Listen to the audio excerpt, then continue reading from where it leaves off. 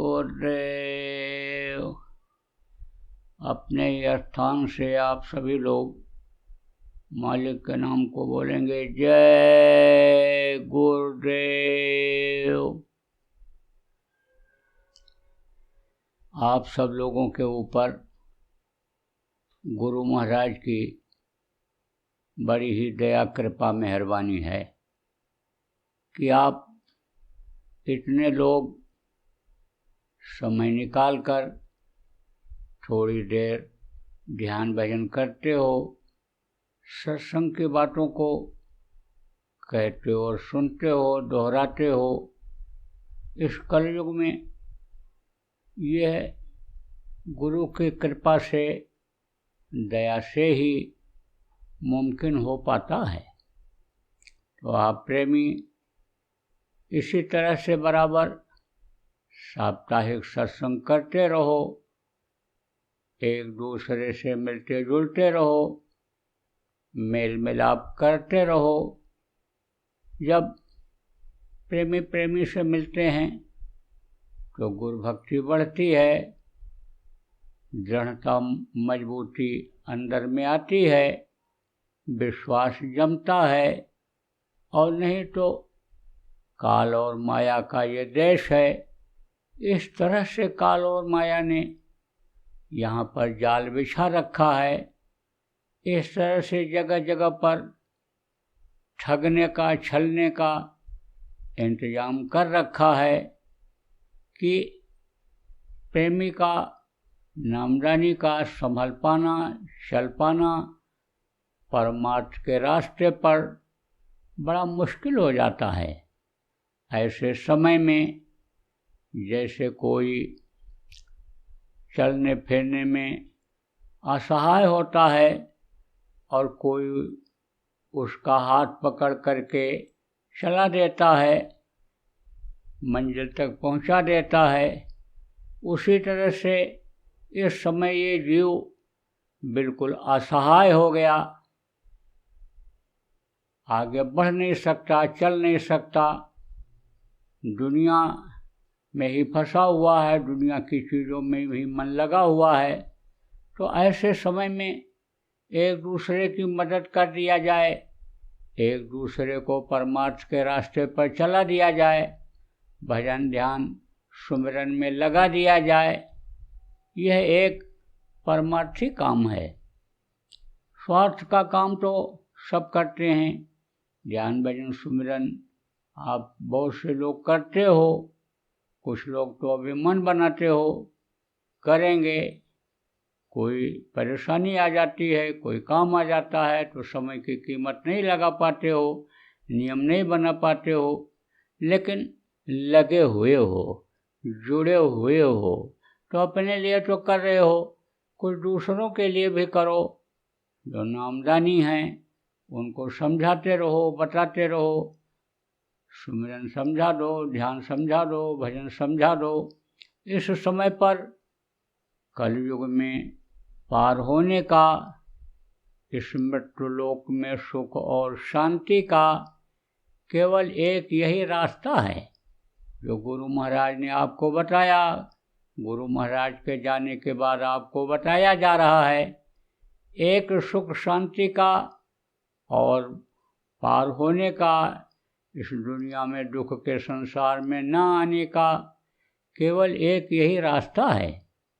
तो देखो, पहले के समय में लोगों को बहुत मेहनत करनी पड़ती थी, शरीर को कष्ट देना पड़ता था, लेकिन अब शरीर को कोई कष्ट नहीं देना है।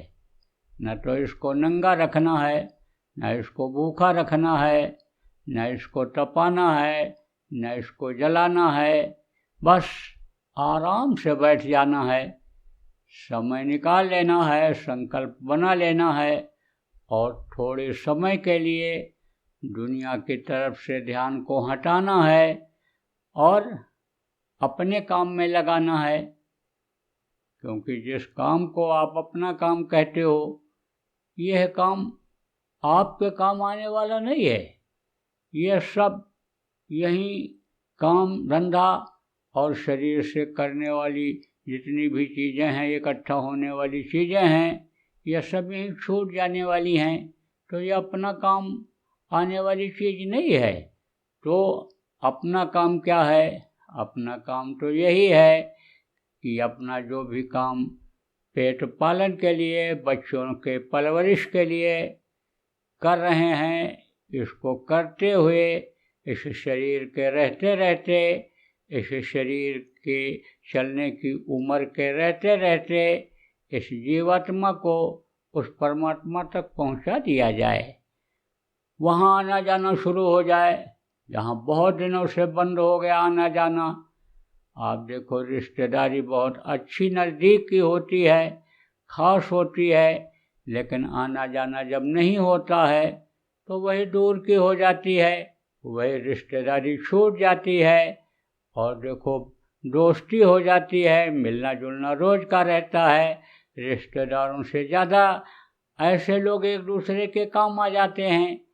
ऐसे ही वो घर भूल गया, मालिक भूल गए, और इसी घर को आपने अपना घर मान लिया। दुनिया के लोगों को ही आपने अपना मान लिया कि जो आपके काम आने वाले नहीं हैं, आपको बहकाने वाले हैं, आपको ठगने वाले हैं, आपको परमार्थ के रास्ते से अलग करने वाले हैं, इन्हीं से आपका प्रेम हो गया। तो फर्ज अदा करो, जो भी गृहस्थ में आश्रम में रहने का फर्ज है आप अदा करो। पति पत्नी के साथ, पत्नी पति के साथ, माँ बेटे के साथ, बेटा माँ के साथ, जो भी रिश्ता आप लोगों का है उसको आप फर्ज को अदा करो, लेकिन फंसो नहीं। आप समझो, कुछ चीज़ें ऐसी होती हैं कि जो समझो कि कम भी अगर किया जाए तो भी चलता रहता है। थोड़ी देर के लिए बच्चे को प्यार कर लिया, थोड़ी देर के लिए घर में बैठ गए, बातचीत कर लिया, और एक ऐसा होता है हमेशा गोदी में बच्चे को उठाए ही रहो, हमेशा उसको अपने साथ रखो, हमेशा घर में गपशप की बातें ही करते रहो, तो इसमें समय जाया होता है, समय ये आपका बेकार जाता है। तो हम ये नहीं कहते हैं कि गृहस्थ आश्रम आप छोड़ दो या गृहस्थी में न रहो, लेकिन रहते हुए भी उसमें फंसो नहीं। सब काम करते रहो, लेकिन निशाना अपना अपने घर का बनाओ, अपने मालिक से मिलने का बनाओ। वो दौलत जो दुनिया की दौलत से खरीदी जाने वाली दौलत नहीं है, उस दौलत को पाने की इच्छा रखो, आध्यात्मिक दौलत को पाने की इच्छा रखो, कि जिससे यह समय जो मिला है आपको, सांसों की पूंजी जो मिली है, यह परमार्थी हो जाए, इसमें परमार्थी काम बन जाए, जीवात्मा का इसमें काम हो जाए। और नहीं तो आप देखो, बड़ा मुश्किल इस समय पर कलयुग में तो देखो आप, घर घर में परेशानी, घर घर में लड़ाई झगड़ा, घर घर में टेंशन, बिजनेस व्यापार में रोना धोना, नौकरी में रोना धोना, खेती जो काम करते उसमें रोना धोना, रोने धोने का ये संसार हो गया। कोई चीज़ जल्दी सुलझ ही नहीं रहा है, एक समस्या आती है और जो चली जाती है सुलझाने से, दूसरी फिर आ जाती, तीसरी फिर आ जाती है। इसलिए कोशिश प्रेमियों इस बात की करो कि समस्या पैदा ही न हो, दिक्कत आवे ही नहीं। ऐसा कोई काम मत करो कि जिसमें आपका फंसाव बढ़ता जाए, जिसमें आपकी दुनियादारी बढ़ती जाए। आप ऐसा काम करो कि रोटी चल जाए, रोजी चल जाए, घर की व्यवस्था हो जाए, और आपके अंदर समझो संतोष आ जाए, आपके अंदर त्याग आ जाए। ऐसे कोशिश करते रहो, गुरु से हमेशा प्रार्थना करते रहो इस बात का कि गुरु महाराज हमको दया दो, हमको शक्ति दो, हमारे ऊपर कृपा मेहरबानी करो कि अब हम अपना काम बना लें, इसी मनुष्य शरीर में रहते रहते अपने जीवात्मा को आप तक पहुंचा दें। दोबारा हमको इस फिर दुख के संसार में दुख झेलने के लिए आना न पड़े, क्योंकि दुख के बारे में ज़्यादा बताना भी उचित नहीं है, क्योंकि मैं तो देख रहा हूँ कुछ न कुछ तो दिक्कतें आप सबके सामने आती ही हैं। कभी कभी तो दुखी हो करके बिल्कुल निराश होने लग जाते हो, कैसे होगा क्या होगा। लेकिन उस समय जिस तड़प के साथ आप गुरु महाराज को याद करते हो और गुरु महाराज आपकी समस्या दूर करते हैं, उसी तड़प के साथ, उसी लगन के साथ अगर थोड़ी देर भी आप गुरु को याद कर लिया करो, तो गुरु आपके मदद के लिए हमेशा तैयार हैं, मददगार हैं। लेकिन आपको उसमें नहीं फंसाना चाहते कि जिसमें आप फंस जाओ, निकल ना पाओ। तो उन चीज़ों में आपको ज़्यादा दे करके, या आपकी पाली हुई या आपकी की हुई समस्याओं को सुलझा करके और फिर आपके उसी तरह का लोभ लालच आपके अंदर पैदा करके और आपको फंसा दें, ऐसा वो नहीं चाहते हैं।